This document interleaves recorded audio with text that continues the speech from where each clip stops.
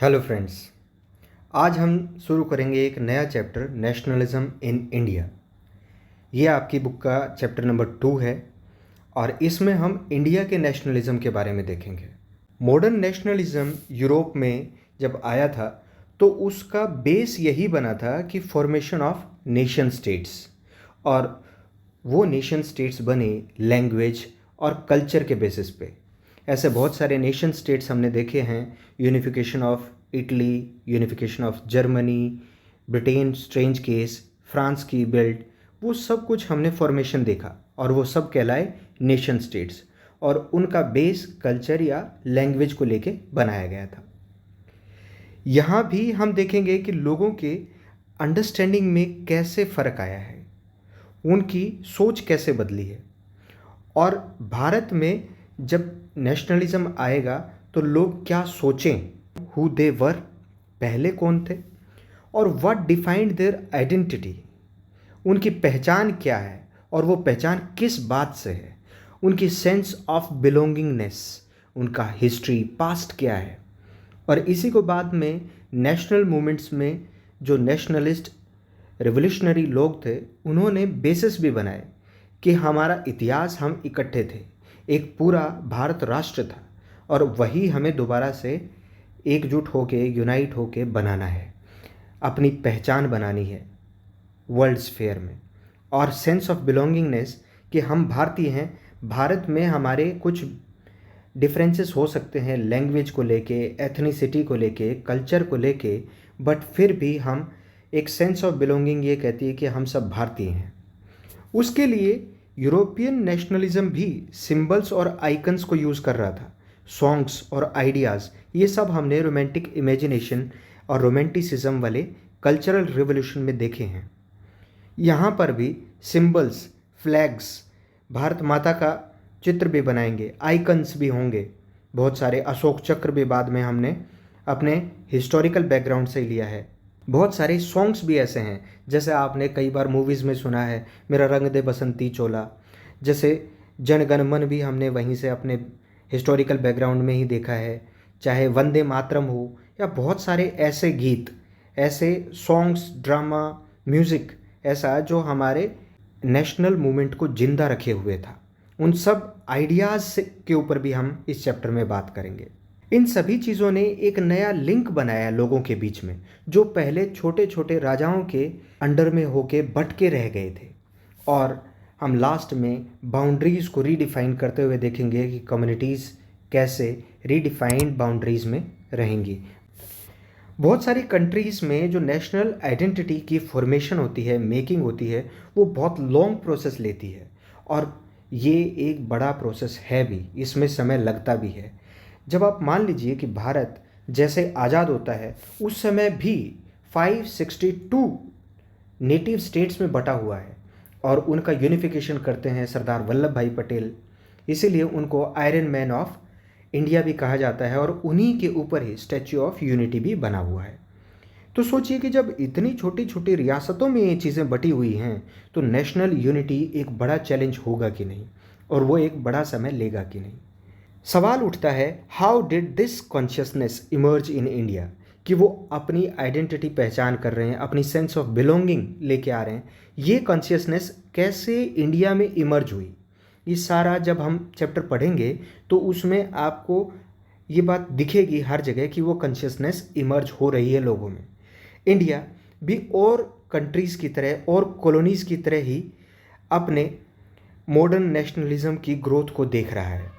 India में modern nationalism की growth होती है वो एंटी कॉलोनियल मूवमेंट्स के साथ होती है, क्योंकि उनके पास और इकट्ठा या सेम या कॉमन कुछ भी नहीं है।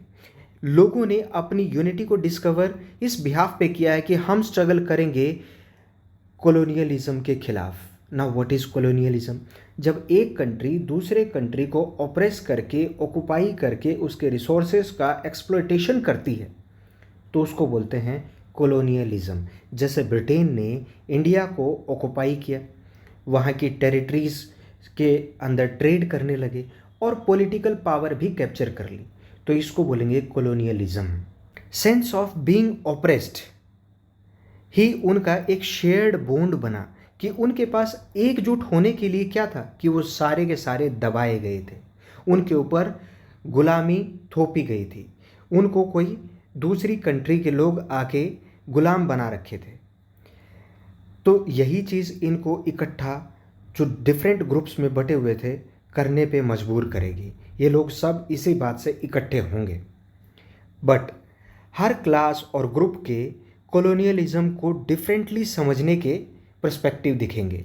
कैसे कि उनके एक्सपीरियंसेस अलग हैं। मान लेते हैं कुछ ट्राइबल लोग थे और उनके ऊपर अंग्रेज़ों ने अपना रूल करना शुरू किया और उनको टी प्लांटेशन के लिए रखना शुरू कर दिया। तो वो वहाँ से आज़ाद होना उनके लिए स्वराज हो जाएगा, इंडिपेंडेंस हो जाएगी, फ्रीडम हो जाएगा। अगर किसी को मार्केट में ट्रेड करने से रोका गया, जैसे मान लेते हैं हैंडीक्राफ्ट इंडस्ट्रीज़ को तबाह कर दिया गया मॉडर्न इंडस्ट्रियलाइज्ड प्रोसेस से, यहाँ के इंडस्ट्रियलाइज्ड प्रोडक्ट चीपर रेट में मार्केट में बिकने लगे और हैंडीक्राफ्ट इंडस्ट्रीज़ बिल्कुल तबाह हो जाती हैं। तो उनके लिए ये हो जाएगा कि मार्केट में उनको इक्वली रेट पे चीज़ें बेचने की इजाज़त दे दी जाए, तो वो हो जाएगी उनके लिए स्वराज। हो सकता है विमेन के लिए स्वराज, सोशल एविल से स्वराज ही उनके लिए इंडिपेंडेंस हो जाएगी। कोई नेशनलिस्ट लोग हैं, वो अंग्रेज़ों को यहाँ से निकाल दें तो उनके लिए वो आज़ादी हो जाएगी। राजाओं को ये लगेगा कि अंग्रेज़ों ने आके उनकी पॉलिटिकल पावर शेयर कर ली है, अगर वो यहाँ से निकल जाते हैं, उनकी ही पावर चलती रहे जैसे पहले चलती थी, उनके लिए वो स्वराज हो जाएगा। तो अलग अलग एक्सपीरियंसेस हैं और उनके अलग नोशंस हैं फ्रीडम को देखने की, वो कभी भी सेम नज़र नहीं आएंगे। इसीलिए तो हम बटे हुए थे। बट महात्मा गांधी जो कांग्रेस के लीडर थे, उन्होंने ये प्रयास किए हैं, लोगों को ग्रुप्स में इकट्ठा किया है, एक मूवमेंट के अंदर लेके आए हैं और वो बड़े बड़े मूवमेंट हम इसमें देखेंगे। बट जब कोई चीज़ इकट्ठी करने की कोशिश की जाती है और उनमें इतने सारे डिफरेंसेस पहले से हैं, तो ये कॉन्फ्लिक्ट के साथ ही इकट्ठी होती है। आप बहुत सारी चीज़ें देखेंगे तो उनमें मूवमेंट चलेंगे, मूवमेंट को दबाने की कोशिश की जाएगी, फिर से लोग दोबारा मूवमेंट करेंगे। तो ये सीक्वेंस चलती रहेगी, ये साइकिल चलती रहेगी। आप पहले की टेक्स्ट बुक्स में देखते हैं तो नेशनलिज्म इंडिया में फर्स्ट डिकेड तक ही दिखाया है 20वीं सेंचुरी की। बट इस बुक में हम इस चैप्टर में इसके आगे देखेंगे, जैसे 1920s से इसको देखेंगे, वहाँ से इसकी स्टोरी पढ़ना शुरू करेंगे। जैसे बात करें नॉन कोऑपरेशन की, नॉन कोऑपरेशन में हम खिलाफत मूवमेंट देखेंगे, जो टाउन्स में मूवमेंट हुए, कंट्री साइड में रिबेलियन हुए, स्वराज जब प्लांटेशन वर्कर्स स्वराज के लिए लड़ाई लड़ रहे हैं वो देखेंगे। सिविल डिसोबीडेंस मूवमेंट में सॉल्ट मार्च देखेंगे, पार्टिसिपेंट्स क्या सोचते हैं इस मूवमेंट को लेके वो, और इसमें क्या लिमिट्स रही, इसकी क्या डीमेरिट्स रहे वो देखेंगे। और हम ये भी एक्सप्लोर करेंगे इसमें कि कांग्रेस ने नेशनल मूवमेंट को कैसे डेवलप किया, इन चीज़ों की शुरुआत कैसे हुई और डिफरेंट सोशल ग्रुप्स कैसे पार्टिसिपेट करने के लिए मजबूर हो गए। क्योंकि अगर गांधी जी ने मूवमेंट शुरू किया है तो उसके पीछे उनको एक वजह दी है मूवमेंट से जुड़ने की, हर ग्रुप के लोगों को कोई वजह दी और उन्होंने larger section of the society को साथ लेके वो चले हैं, लाइक पीजेंट्री, विमेन, ये सब साथ होंगे। और नेशनलिज्म कैप्चर करता है इमेजिनेशन ऑफ पीपल, वो हम last section of this chapter में देखेंगे। ये पिक्चर दिखाई है 6 अप्रैल 1919 की, जहाँ पर नेशनल मूवमेंट दिखाए हैं इंडिया में। और ये स्ट्रीट्स में बहुत कॉमन फीचर था कि इतने मास प्रोसेशंस होते रहते थे, इतनी भीड़ मूवमेंट चलाती रहती थी। तो ये था इंट्रोडक्शन इस चैप्टर का। इस चैप्टर को आगे देखेंगे।